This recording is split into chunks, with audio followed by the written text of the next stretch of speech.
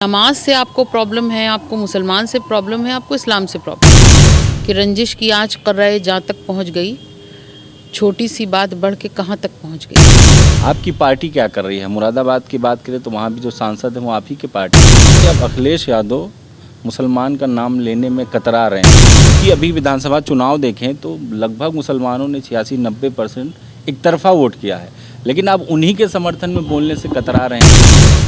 लेकिन फिर वही सवाल है कि यहाँ उत्तर प्रदेश में विपक्ष के तौर पर आप लोगों की पार्टी, आप लोगों के पदाधिकारियों की जिम्मेदारी। तो मीम से नफरत है, इनको मीम के खिलाफ करना है।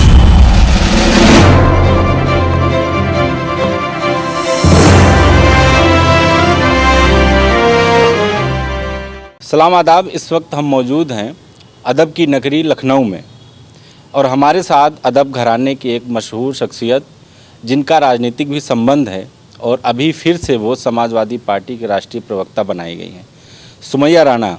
देश में तमाम ऐसे मुद्दे हैं, चाहे बिल्किस बानो हो या अभी आज झारखंड में जो अंकिता सिंह के साथ हुआ हो वो मामला हो। मुरादाबाद में घर में नमाज को लेकर 26 लोगों पर मुकदमा दर्ज किया गया है। ये तमाम मुद्दे हैं जहां पर ये सवाल खड़े करते हैं कि सबका साथ, सबका विकास, सबका विश्वास जो बात कही गई थी, क्या वो धरातल पे मौजूद है। इन सभी मुद्दों पर बातचीत करेंगे। इसके अलावा समाजवादी पार्टी मुसलमानों के लिए क्या स्टैंड रखती है, क्योंकि तमाम ऐसे मुद्दे हैं जहां पर मुसलमान नज़रें गड़ाए हुए थे कि उनकी तरफ से कुछ बयान आएगा, लेकिन मायूसी हाथ लगी। मैम, सबसे पहला सवाल, अभी जो मुरादाबाद में मामला हुआ है, घर में नमाज पढ़ने को लेकर भी 26 लोगों पर मुकदमा दर्ज हुआ है, इसको कैसे देखते हैं आप?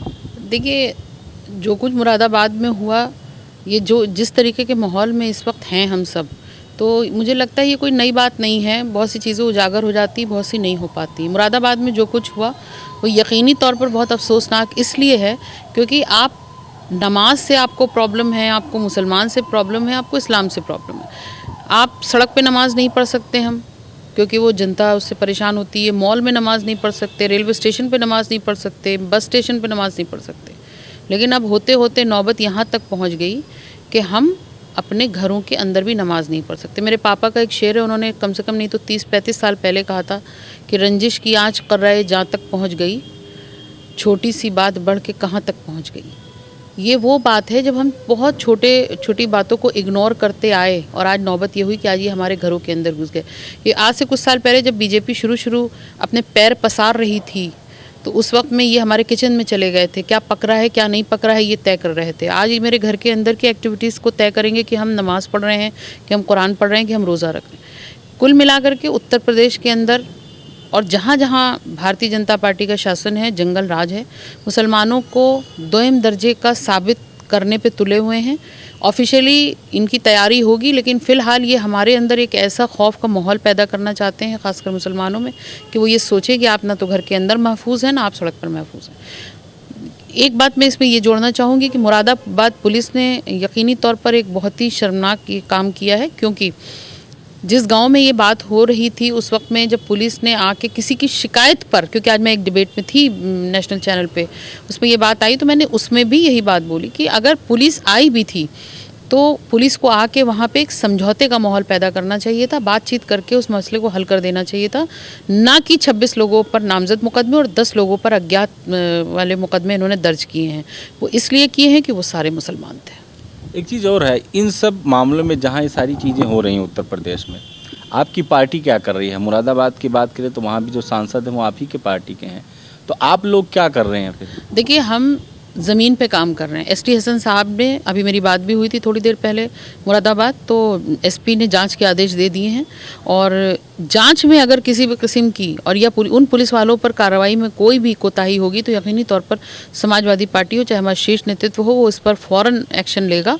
और इससे पहले भी अभी देखिए एक बयान लेटेस्ट भी आया है राष्ट्रीय अध्यक्ष अखिलेश यादव जी का कि यादव और मुसलमानों को खासकर निशाना बनाया जा रहा है। ऐसी बात नहीं है कि हम बोलते नहीं हैं, बोलते हैं, लेकिन हमारा तरीक़ा अलग है। कुछ हर काम आंदोलन से नहीं किया जा सकता है, कुछ चीज़ें हमें सिस्टम में जाकर ही करनी होंगी और जहाँ पे ज़रूरत होती है आवाज़ उठाने की हम उठाते हैं। एसटी हसन साहब वहाँ पर पूरी निगरानी रख रहे हैं और मुझे यकीन है कि राष्ट्रीय अध्यक्ष जी उनके संपर्क में होंगे और जैसा भी होगा वो बहुत जल्द सामने आ जाएगा। अभी कुछ कहना बहुत जल्दी होगी। क्या ऐसा लगता है कि अब अखिलेश यादव मुसलमान का नाम लेने में कतरा रहे हैं? बिल्किस बानो का भी मामला था तो उन्होंने एक ट्वीट किया, उसमें नाम नहीं लिखा, बस ये लिखा कि जिन लोगों को रिहा किया गया ये इंसाफ का बलात्कार है।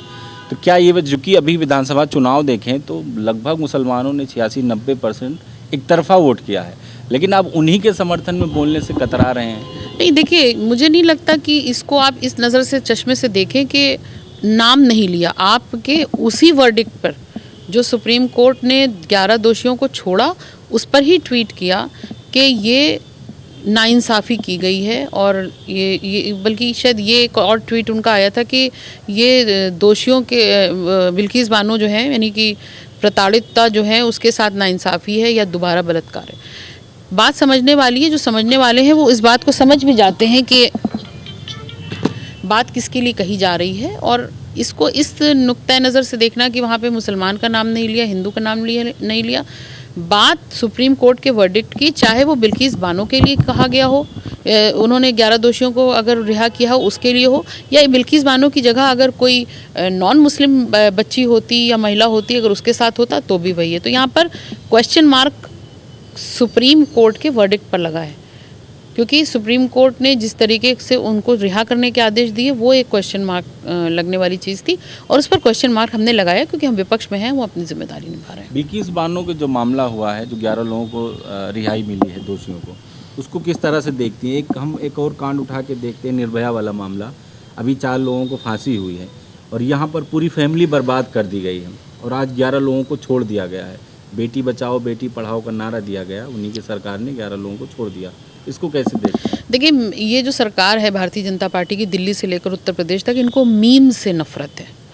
इनको मीम के ख़िलाफ़ करना है। निर्भया कांड का इतना ज़्यादा फैलाव था, इतना लोग उस पर मतलब मजम्मत कर रहे थे, मलामत कर रहे थे। तो क्या बिल्किस बानो का केस कोई कम मलामत करने वाला था? लेकिन क्योंकि बिल्किस बानो मुसलमान थी, इसलिए उनके साथ इंसाफ नहीं किया गया। इंसाफ सरकार से लेकर के और अदालतों तक उसको इंसाफ नहीं मिला है। अभी जिस तरह से पूरे देश में प्रदर्शन चल रहा है, दिल्ली में लगातार बिल्किस बानो के समर्थन में प्रदर्शन चल रहा है, लेकिन फिर वही सवाल है कि यहाँ उत्तर प्रदेश में विपक्ष के तौर पर आप लोगों की पार्टी, आप लोगों के पदाधिकारियों की जिम्मेदारी है कि वो भी कहीं ना कहीं अपनी आवाज़ नहीं, उठाएं। बिल्कुल। हम लोगों को देखिए, आपने अगर अभी स्पोक पर्सन की सूची देखी होगी, 51 लोग बनाए गए हैं। मेरे ख्याल से ये सबसे ज़्यादा लंबी लिस्ट होगी किसी भी पार्टी में स्पोक पर्सन की। और स्पोक पर्सन का मतलब क्या होता है? आप पार्टी की आवाज़ हैं। आप जहाँ पर जो इस वक्त सबसे सशक्त मीडिया है न्यूज़ का, उस पर बैठ के आप अपनी बात को कहते हैं। ये इस चीज़ की मजम्मत भी करते हैं, जिस चीज़ की तारीफ़ करनी होती है वो भी करते हैं। तो ये काम हम कर रहे हैं, ऐसी बात नहीं है बिल्कुल भी। और आंदोलन का वक्त आएगा तो आंदोलन भी किया जाएगा। लेकिन समाजवादी पार्टी को पता है कि हमें उत्तर प्रदेश में ख़ासकर रहने वाले हर बाशिंदे के साथ खड़ा होना है, चाहे वो मुसलमान हो, हिंदू हो, यादव हो, ठाकुर हो, ब्राह्मण हो, कहीं पे जात पात का कोई मतलब नहीं है। तो हम अपने हिसाब से आंदोलन भी करेंगे, अपने हिसाब से आवाज़ भी उठाएंगे और अपने ही हिसाब से कार्रवाई की मांग भी करेंगे।